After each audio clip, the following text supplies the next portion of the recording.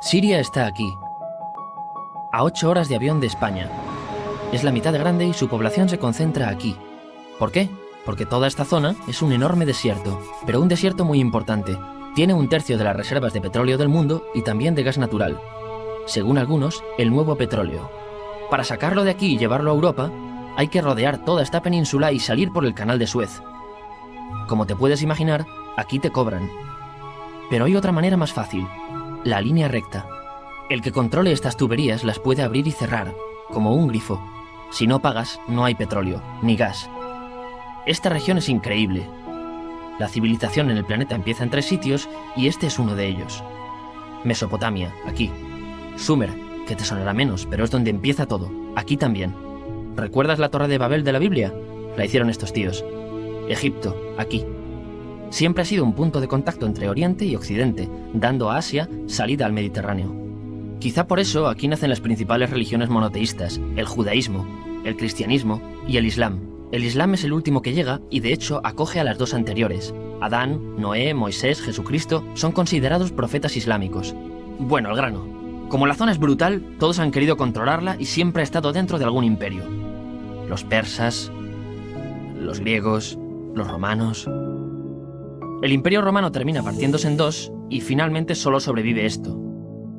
Ahora es cuando la última religión monoteísta, el Islam, construye su propio imperio. ¿Te acuerdas de las cruzadas? Bueno, pues son los europeos cristianos intentando recuperar esta zona de la que estamos hablando. Los últimos en llegar son los turcos, que ojo, no vienen de Turquía, sino de muy lejos en Asia, junto con Gengis Khan. Lo conquistan todo y fundan el Imperio Otomano. El Imperio Otomano se queda ahí hasta la Primera Guerra Mundial. 600 años. Cuando acaba la Primera Guerra Mundial, aparecen pequeños países donde antes estaba el Imperio Otomano. Y por primera vez vemos a Siria en un mapa. Hasta ahora la habíamos dibujado para no perdernos. ¿Y quién se inventa estos países? Bueno, lo que te voy a contar es alto secreto. O lo era en 1916. Este súper secreto se llama Acuerdo de Sykes-Picot. Los franceses y los ingleses no podían derrotar solos al Imperio Otomano.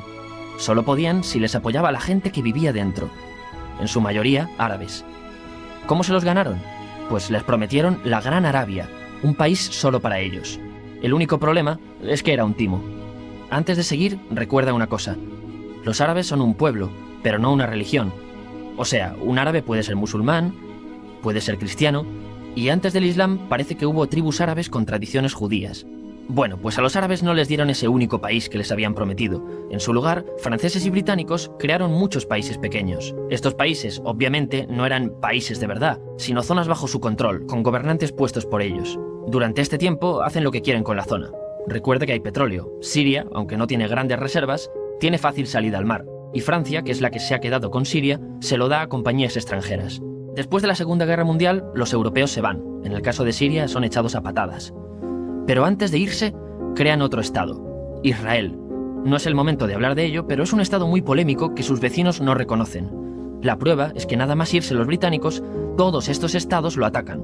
La zona, a partir de ahora, va a ser una bomba de relojería. Y mientras, ¿qué pasa en Siria? Bueno, pues no es muy estable. Tiene golpes de estado constantes.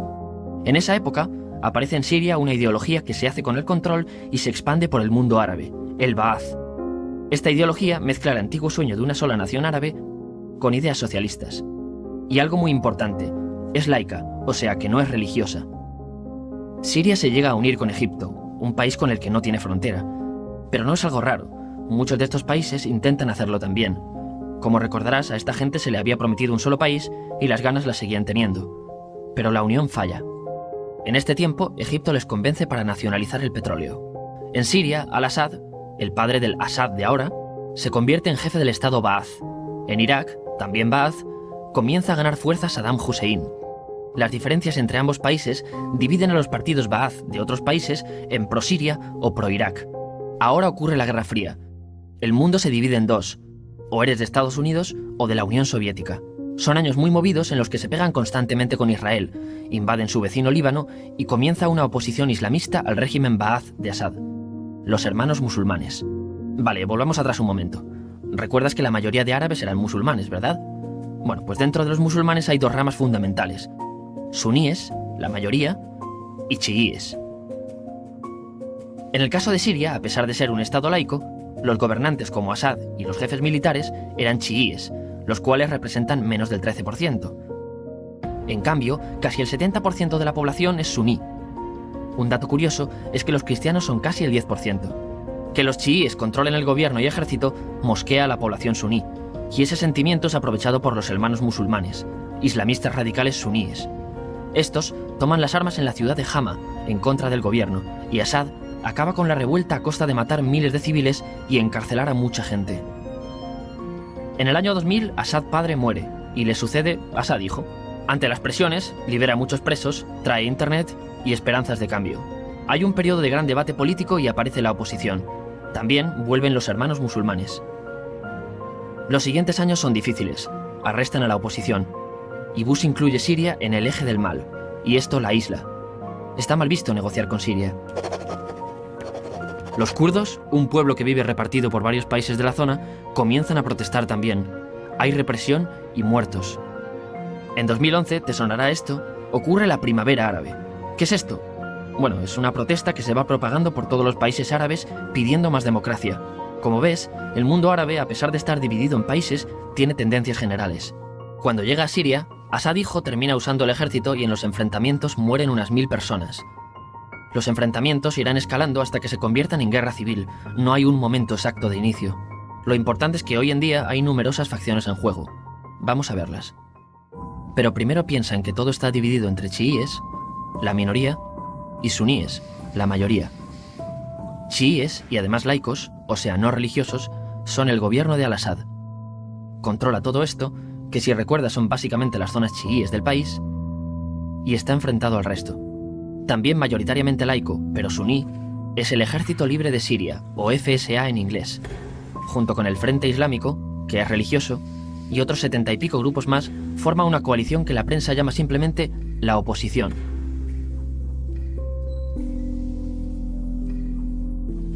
También suníes e islamistas, pero radicales, son al-Nusra, llamados Al-Qaeda en Siria porque son básicamente eso, Al-Qaeda en Siria. Otros islamistas radicales son el ISIS o Estado Islámico. Salen de Al-Qaeda en Irak, controlan la mayor parte de Siria e Irak y se han hecho famosos por sus atrocidades. Su objetivo teórico impacta a muchos. Es un Estado Islámico a lo largo de Asia, África y Levante. Aunque a ti ya te suena, ¿verdad? En naranja tenemos al pueblo kurdo, que recordarás porque el presidente al-Assad lo reprimió, al igual que gobiernos de países próximos también lo hacen. Ahora controlan militarmente esta zona. Antes de terminar, repasemos los apoyos internacionales a fecha de octubre de 2015. Las fuerzas de al-Assad son apoyadas por Rusia, que ya tenía base militar en el país antes del conflicto, Irán y China. Todos son países de lo que Europa llama Oriente. En contra de Assad, apoyando a la llamada oposición, luchan Estados Unidos, Turquía, Francia, Gran Bretaña y Arabia Saudí. Podemos terminar con algunas conclusiones. Te advierto que esto ya es pura opinión. Si recapitulamos, vemos que la región es estratégica. Por su situación privilegiada, todos la quieren. Siria siempre ha estado bajo el paraguas de grandes imperios. Piensa que hace 100 años la actual Francia era Francia. Gran Bretaña era Gran Bretaña. Pero es que hace 200 también, y hace 300 también, y hace 400 también. En cambio, Siria solo es Siria desde hace menos de 100 años, y solo se gobierna a sí misma desde hace poco más de 50. Además, jamás decidieron sus fronteras, se las impusieron. Europa dividió Oriente Medio a su antojo para controlarlo, diseñando países sin tener en cuenta su población. Muchos historiadores dicen que todo pueblo tiene la necesidad de manejar su propio destino, pero estos ingredientes que hemos visto juegan en contra de proyectos como la Siria Ba'ath, que encima usa la represión para mantenerse. En última instancia, lo que producen es una guerra civil. En este contexto no es extraño que aparezcan actores que se alimenten de la desesperación, el sentimiento suní de opresión y la visión de Occidente como invasor. ISIS usa la identidad árabe y la mitología de antiguos imperios. Cuando quieras entender el presente, pregúntate, ¿y el pasado?